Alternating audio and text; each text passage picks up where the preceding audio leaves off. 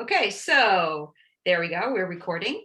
So today we're here with Paul Asmuth and Don Megerle, and as part of our Wild Bill Swim open water series.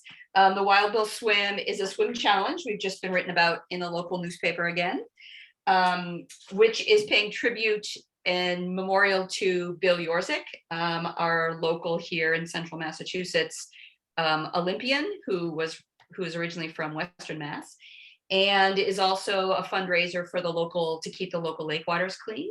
As Bill's daughter, I've become an avid open water swimmer, and so that's very important to me that I don't swim in pesticide soup, as I like to call it, if they treat the weeds with pesticides. And in future years, there is another mission for the swim, which will always be to treat a percentage to treat the waters, but I'm looking at teaching, arranging swimming lessons for all the third graders in this area, because I think everybody, as I think you guys would agree, everybody needs to know how to swim. Absolutely. And yeah, and central Massachusetts is historically weak on swimming because it's a factory area historically, and there's not a lot of pools, but there's a lot of lakes. So there's a great potential here, and there's also a lot of drownings here and a lack of lifeguards. So I started this open water series to kind of bring together some of the information that's at my fingertips from some great resources because of my dad's connection and all the great coaches and swimmers that I have been able to be associated with.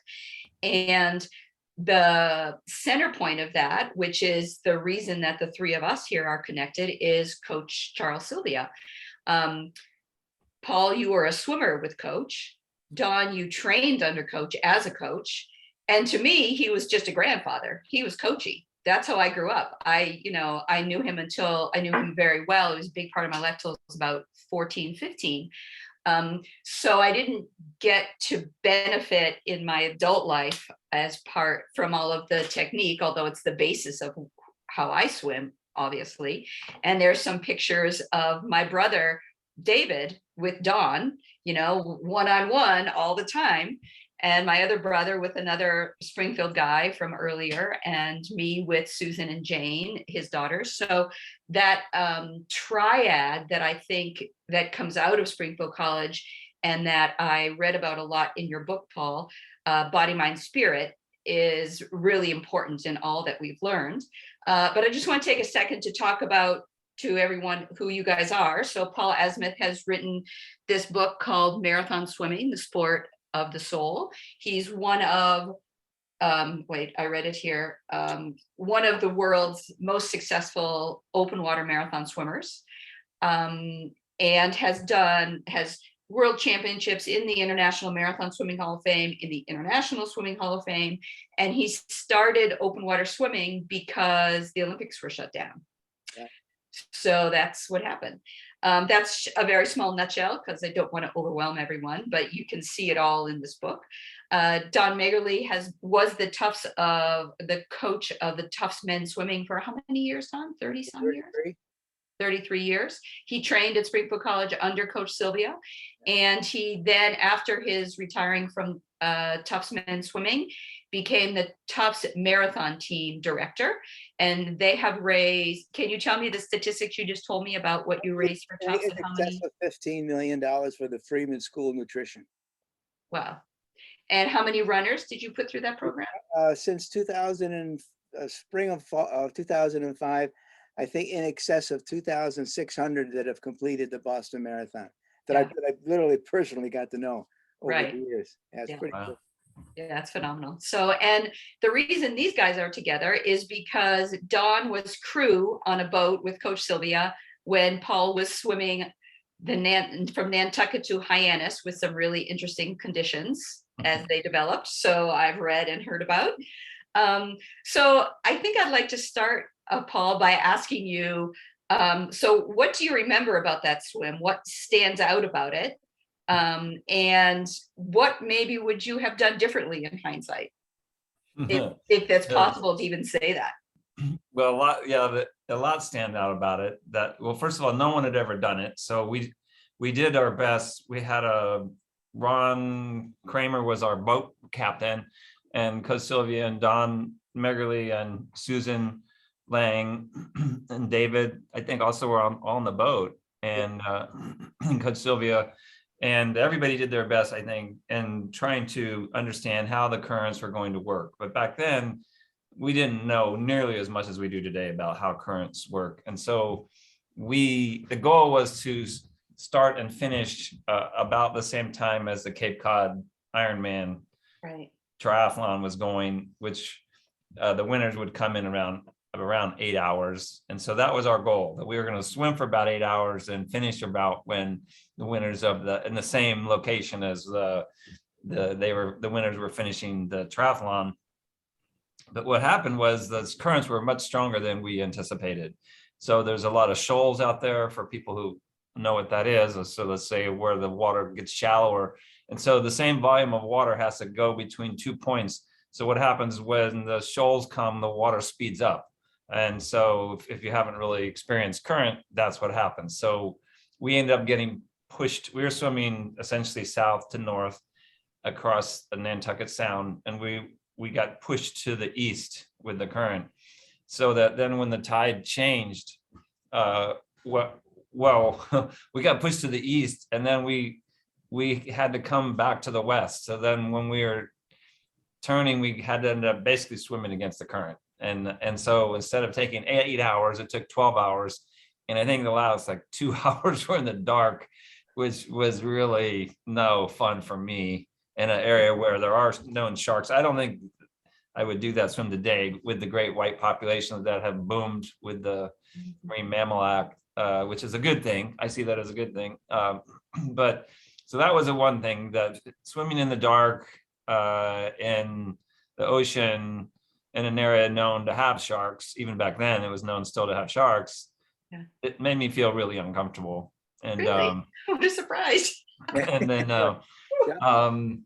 the other thing that, and I don't know why we didn't think of it, but in hindsight, we should have just swam into the closest beach that we could and been done with it, and then got on the boat, and then I could have hopped out at Hyannis Beach. There's no reason we really had to finish at Hyannis Beach, but nobody thought about it, and I certainly didn't think about it when. Yeah. But in hindsight, we probably could have got across in 8 hours and just finished on whatever beach we wanted to. But Yeah. I don't know how many miles we had to swim against the current, but it felt like a long ways. Yeah. Yeah. So those are the kind of some of the things that I remember the most. And Yeah. then Coach Silvia's comments, he's very witty, very funny, witty man. And I'll just remember I wanted to switch sides of the boat, because I don't remember wind or waves or sun or whatever. And I just wanted to switch sides. And he goes, I don't care which side you swim on, just don't swim back, or something like that. There's some comment like that. Yeah. Yeah. So that I think that would be interesting to hear. What I remember from the book is that that's the first time he was actually in the boat beside you. Is that Correct. right? Yes. Yeah. And so did that change your experience? Oh, no, actually, that's not correct. No, because Okay. we went together to the English Channel in 1985. 85. That's right. That was before. Yeah. Yeah. So, and this was 1986. So he had been on the boat in 85, which was also a great experience being at the English Channel with him, because he had coached people across English Channel before. Well, so that's the era that I was growing up with him, when he was coaching Davis Hart. Yeah. Right. So I remember all of those stories and all the things that Davis used to do. So you benefited from his first experience with Davis Hart and all the other people, I guess. And he was also, and Coach Silvia was going that summer because he was coaching another swimmer across the channel. Okay. And I'm forgetting his name. Do you remember, Don? George Hauser. George, yeah. Yeah. Yeah. That was, he was to be the first epileptic to complete the channel, across the channel, which he didn't do, unfortunately. And that in itself is another epic swim for Coach and myself, because midway through, about we started around 9 o'clock from Shakespeare, and we were about halfway. And George is a very, very slow swimmer, about 5'8", close to 200 pounds. And there was one point, Coach is at the front of the boat, I'm around midway, dressed normally in the kind of midsummer clothing. And there was a point where George's left hand was to enter the water, but it stopped, literally stopped. It didn't enter go into a pulling phase, it stopped. and all I could see was the right hand going there and then slipping below the surface. So when I saw the left hand stop, I looked at coach and I dive into the water. I grab George, he goes unconscious. And I mean, I'm hanging on to this guy. And if he slips through me, he's gone. I mean, this guy's a goner. So I'm Wow. telling Dr. Saperstein, our orthopedic surgeon on board, throw me the life buoy. I got to get it around this guy and the rope. So we get the rope around them, get the life buoy, hoist him onto the boat. He's still unconscious. We wrap him up in clothing, get him back to the hotel in Folkestone. And we're down in the lobby watching this on a video of me diving into the water and saving the swimmer. And people thought we were filming some Hollywood movie. And I said, no, this just happened out in the middle of the English Channel. And I said to his fiance, I said, where's George? She said, well, he's up in the hotel room sleeping. I said, get him down here. I want him to see this. It was absolutely extraordinary. Now, he went 3 other times and he got as close to about 2 miles from Cap Grenade, and he mistimed the tides, and they were going, and he couldn't swim against them as you've done yourself many times. And but he quite the character, quite the character. So was that swim around the same time period as Paul's? It was in the mid to late 80s, yeah. Yeah, George was training the same. He was there at the same time I was there with Coach Silvia. I think he swam after me though. Oh, okay. Yeah, because that picture of us on the shore was right around when George was there as well. But when you mentioned, when Paul was talking about, and I don't get this chance to talk about this moment in my life, because it was a moment when we're it's starting to get dark and we're getting closer to Craigville Beach and the tides are coming out and they're powerful, but we don't feel that because we're on the boat. We don't know. And there's Paul. He's swimming along. He knows, but he's not going anywhere. He's just, I mean, incremental movement in terms of getting closer to Craigville. And coach took an empty can of soda, small little aluminum can, threw it into the water, and it just shot right out to give everyone on board the boat how intense these tides were going against Paul. And he says 2 hours. To me, it was more like 4 hours, where he was going about a quarter mile, should have taken 15 minutes tops, 4 hours. And when he stood up on land and had that big spotlight there, and Dave was there, I stood on the bow of the boat and I cried. I literally cried. I've never seen anything like that, so heroic and so majestic to persevere. Really, I mean, it was absolutely extraordinary. I've never seen anything like it. It was amazing, just amazing. Well, and Paul, it's interesting to me to understand maybe like what goes through your head when you're in tide, when you're in current like that. I mean, I was a cyclist. I was an Iron woman and a cyclist in the Netherlands where there's a lot of wind, which can be related to current and swimming. So I have my own kind of mental techniques that I use. I'd be interested to hear what you try and do. I think when you're in a situation like that, you just have to take it a stroke at a time, because you can't get ahead of yourself. And I swam a lot. There's a marathon swimming race in Atlantic City that goes 23 miles around Absecon Island. Mm-hmm. And I had, by this time, I'd already done that race like 7 times in Atlantic City, and there was a lot of currents. Sometimes it's working in your favor and sometimes working against you. And I think what I learned was just not to get down about it, because even I remember swimming against the current, and we're basically parallel to the shore trying to go to the west, and you can see the lights, so you're not moving very quickly, right? And so you're trying not to go backwards is the main thing. And I think that's one of the key, where in Atlantic City there's docks and rocks and things you can weave in and out of the current, but in a situation like that, you just have to keep moving forward and hope that either one, you're making forward progress, or two, the tides are going to change. Every 6 hours they're going to change. So that's what you hope for. It was just, I don't even remember, because there's the spring tides and neap tides, and I don't even remember what it was, if they were big tides or at that. I think we just had to go on the day with the triathlon, so I don't remember if the tides were normal or stronger than normal. I can't remember. Yeah. So I think that all of us here have had moments with Coach Silvia that are, I don't know if you call them life changing, but maybe life forming, perspective forming, because he had such an unusual perspective of life and sport. And from my perspective, when I look at all the people I know who have been in touch with in some way or another, the Springfield College swimming program, and Coach Silvia, and Coach Smith too, who was trained so closely with Coach Silvia, there are men who create good people, not just good swimmers or good athletes.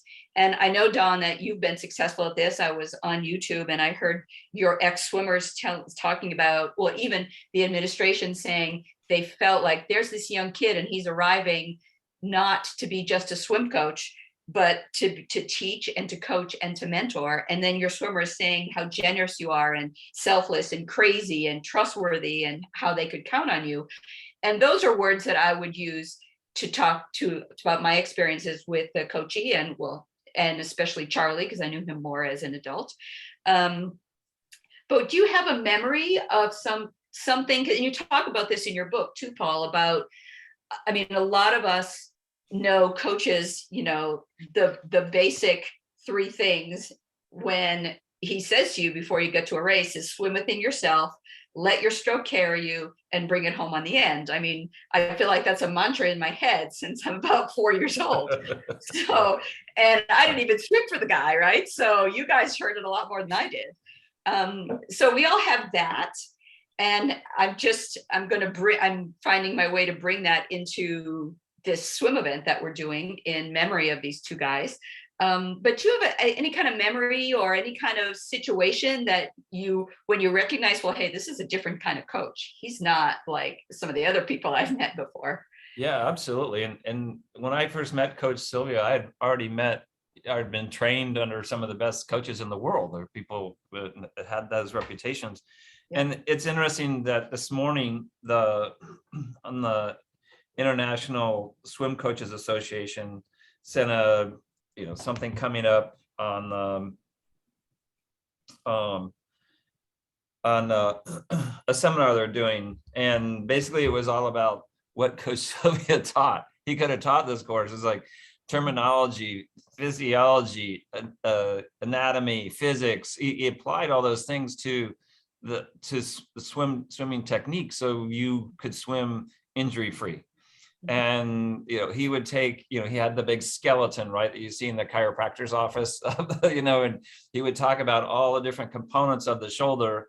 And I had never heard any of that from any coach that I had swum under. And then I did go through a period of injury, and he got me right through it. And I was, swimming incorrectly, internal rotation, elbows too high in the recovery, things like that. And to this day, you still see these same mistakes being made. I commented recently on an Instagram post of somebody doing this shoulder drag technique, and I said that is a technique that needs to be avoided and can lead to shoulder injury. And it's amazing that there's still a lot of misinformation out there. I was really happy to see this posting today. How to swim injury free and how to prevent shoulder injury and all those things. And Coach could have written the book on it. So that was what I really remember more than anything. It's like, I have all these other great coaches I've swum for, and no one's ever talked to me about the anatomy of the shoulder. He's the only one, Paul. I've been at this a long time, and I've been with, quote, the best at Reese's and Buklishko's and all these name people. He is the only one that took all of his the mechanics, the kinesiological aspects, put them into the big four and made them a metaphor for life. And you one of the classic examples of really benefiting. Because if I would say to you, Paul, based on where Sam introduced you to Coach years ago, had you not met him, now you're developing some tendonitis, obviously, some improper high elbow, whatever your stroke may have been, even though it looked pretty good on the surface. Had you not met him, where do you think your career would have traversed, or what do you think would have happened? Oh, I don't think I would have. I mean, in 1984, I was really injured, and that would have been my last summer. Yeah. So I was able to race 13 summers and like 60 marathons, and but I would have ended after 5 for sure. Because then you talk about going before the channel, the training that you did. You felt you were in your best shape. I mean, you were allowed to swim that way based on the stuff from Coach. I mean, it's just it's amazing and it's extraordinary. And honest to goodness, he is the only one. And Jen, you asked that question. I had so many moments in my life with him. And because he wasn't a Doc Councilman name, and he wasn't the noted author like a McGlishko with Swimming Faster and Swimming Fastest, Ernie and these guys would take the forefront of all the notoriety. And yet in the background, we'd be with, as far as we were concerned, the only guy in the world knew what the hell was going on. And when I was involved with the College Swim Coach Association, our annual banquet, this year we were in Provo, Utah. And it was around 1997, 98, or 96, a couple of years before Coach passed away. And I'm running the meetings and all the interviews and all the presentations. And Ernie is going to be our keynote speaker, the first guy up with like 300 coaches from around the country. And Ernie said to me, now make sure, Don, you're in the audience because I'm going to say something very prophetic that you're going to appreciate. So he stands up there, all these people there, and he turned to them, he said, I know a lot of you know me, but you don't know Charles E. Silvia. And from his reinvestigating all the law levers, all the mechanics involved that Paul beautifully describes in his book, he said, Silvia, the words, was right all along. And I left there, I went to the phone, I called Coach up, I said, Coach, you're not gonna believe what Ernie just said. He said, he just said Silvia was right all along. And Coach laughed and he said, I'm so glad Ernie learned something. And then in Ernie's last book, it's a beautiful book, gorgeous book, all kinds of information. He sends it to me and he writes it in the inscription. He goes, Dear Don, thank you for being my friend, even through all the years I was a dickhead about Coach Silvia. I thought that was so cool. Yeah. Yeah, I think I talk about him sometimes to people around me and they're like, well, I know Doc Councilman. I'm like, yeah, he just had better marketing. A bigger university, right? a bigger university. Yeah, it kind of goes like that. But I can see that as Coachy was, and as you guys are, and as my dad was about his accomplishments, you're pretty humble. And it's not like you go around spouting about yourself. And I feel that is also a trait of that era that was trained by Coach Silvia, is that's part of the swim within yourself. It's not about telling people what you've done. It's just getting in the water and doing it. And Don, well, and for you too, Paul, because I know that you've helped other swimmers since you've stopped swimming marathons. How do you pass this on? How do you pass the baton? Because I've got a boy who's 17, for the first time last summer, met some of the guys trained by Coach Silvia, Larry Van Wagner. And my kids are like, we've never been coached like this before. Like, what's going on here? This stuff, like, where are these people? But how do you pass that on? Because that era of people is coming to an end. They're all retiring. Like in your coaching. I don't have a good answer to that. Maybe Don has a better idea on it. When I did the many swimming camps post Pine Knoll, without question, after each lecture, a 10, 12, 13-year-old kid would walk up to me and they would say, you don't sound like my coach back home. And I would say, well, how old is your coach? And they say, well, about 21, 22. I say, well, he's probably just making it up. And the kid looked at me and goes, that's what I thought too. But doing the things that Coach talked about, now that I coach runners, everything I did learn from Coach in swimming, I've applied to the runners. And, we talk about isometric contraction where there's no movement, but there's a lot of contraction, isotonic where there's contraction and there's movement. And one of my runners during an interval workout, he said, I want to run faster. I said, really? I said, well, we have to teach you to loosen up your hands. And I said, tighten up your legs, tighten them up, really isometrically tighten them up. Now try to walk. And he couldn't walk. I said, well, that's how you're running. So he starts loosening up his hands. He starts running faster. He was fascinated with that. Same with swimming. If you watch Paul swim, if you ever seen him swim live, beautiful stroke. There's no tension. There's no pulling hard and all that sort of stuff. It's all inertial. It's all fluid. It's all rhythmical. It's a beautiful stroke. But like he said, the finger drag, the catch-up stroke are the worst things that people still do to this day in swimming. I don't know why or how they do it. And if I see a swimmer swimming butterfly and I see their palms on recovery, I say they're going to have shoulder pain. I don't care who they are. They're going to have it. And it also tells me their coach doesn't know what the heck they're talking about. They really don't. And I've helped some really famous swimmers in the past, and I've seen images of, the entry, the hand, completely internally rotated and throughout the recovery, and which is what I did. And one way I injured my shoulder.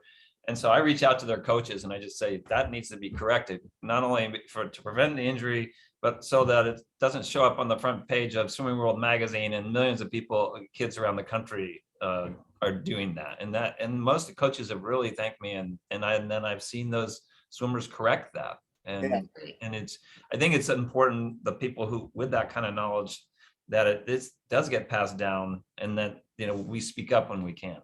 Yeah, you're right, Paul. You're right, 100%. And I think it seems to be that it's either through the coaches like you're doing, Paul, or it's directly through the swimmers, right? So if they know enough to look outside there. There's a lot of good. I think Gary Hall Sr. with his is really doing a good job with his website and with his swim camps, and everything I see coming out of that, I'm pretty encouraged by, as far as the physiology of the stroke, anatomy of the stroke. So I think that he's, from what I can tell, one of the people that's doing a really good job. That's good to know. And even Eddie Reese, because Coach was never much of a big weightlifter outside the pool. People did, but he never really promoted it, nor did I. And I think my swimmers that I work with benefited from it, because the bigger and stronger doesn't mean you're going to be faster because of the weightlifting that you did outside the pool. And even talking to Eddie, he learned that by asking a swimmer, quote, how do they feel? As I like to say, your swimmers can only determine the resting phase by how are the quads, how are the legs. And if the legs are tired and you're 10 days out of a shave, it's not going to be your best swim. Your quads will really tell the difference how you're doing. I learned it with the swimmers. I learned it with the runners. And I had a swimmer called me several years ago, and they were 2 weeks out of their shave. And I said, go back and ask your swimmers, how are their quads feeling? And he came back to me and he goes, I talked to every one of them, and everyone said their legs are real tired. And I said, well, here's the good news, Chris. You've always got next year.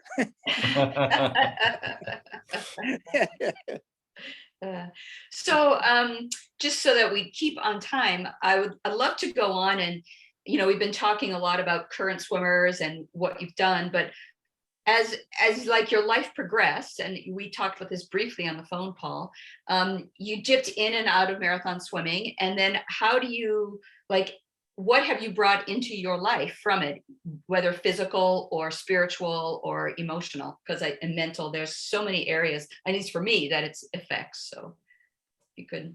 I think the challenge for me, and I really admire people who love to get up and swim every day and just do it for the love of the sport. And I have a more difficult time doing that. I really do better when I have some goal that I'm trying to work towards. And I stay in good shape, whether a little bit in the pool, a little bit in the gym, walking. And I got in good shape when I turned 60 to do the Waikiki rough water swim, because it's a race I really enjoy.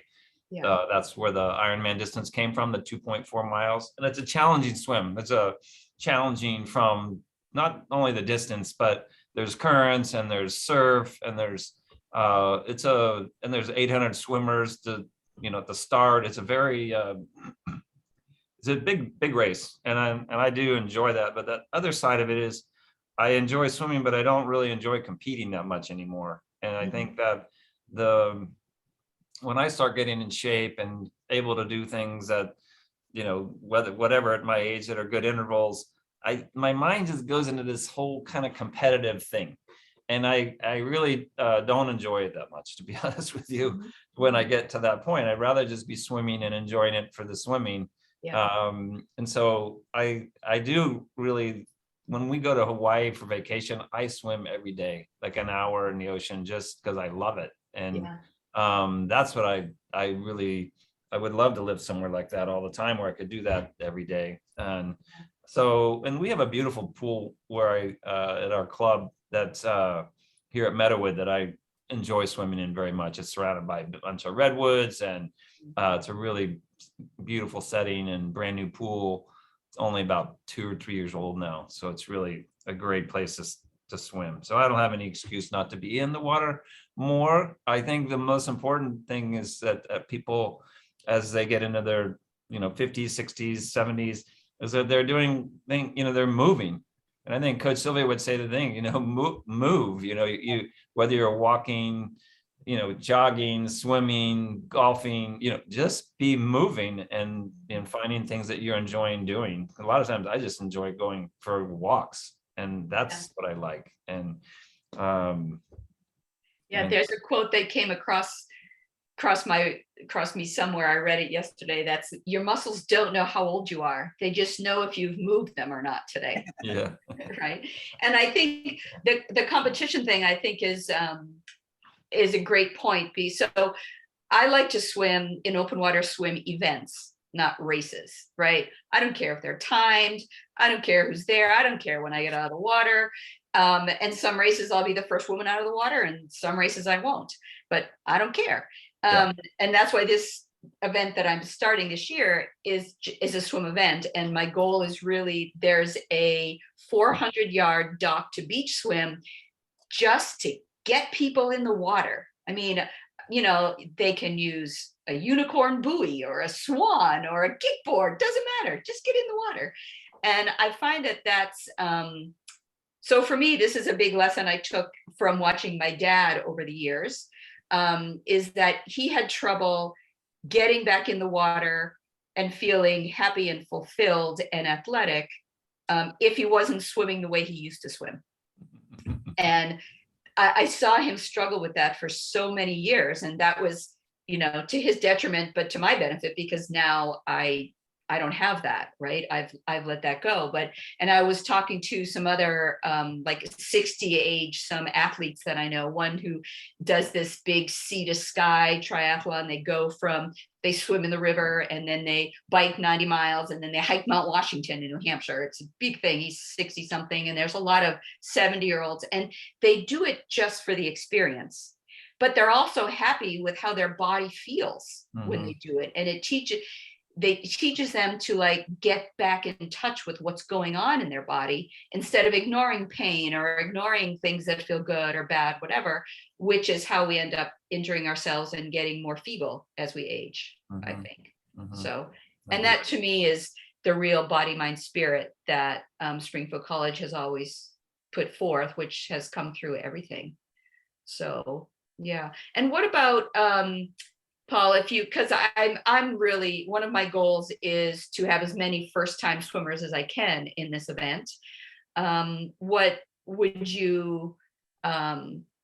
would be something you might say to some first-time swimmers who might be a little nervous about getting in the lake to swim? Yeah, I wrote an article one time about people nervous about getting in the lake, and my encouragement was sort of what you're offering, which is just swim where you can stand up. So just swim along the shore, watch the bottom until you get more comfortable about being there. And then that was, to me, that's like, there's a lot of lakes you can do that in, swim in the swim area that you can see the bottom, or even if you can't see the bottom, you can stop and stand up. Yeah. You can easily swim in 3 feet of water, and any adult can stand up in 3 feet of water. That's right. Yeah.